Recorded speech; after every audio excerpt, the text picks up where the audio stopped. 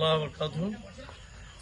আপনারা জানেন আগামী 28শে আগস্ট শুক্রবার আমরা পশ্চিমবঙ্গের খুলনাখার বাড়ি 1 নং ওয়ার্ডের উচ্চ সংসদের উদ্যোগে পবিত্র ঈদে মিলাদুন্নবী সাল্লাল্লাহু আলাইহি ওয়াসাল্লামের আয়োজন করা হয়েছে।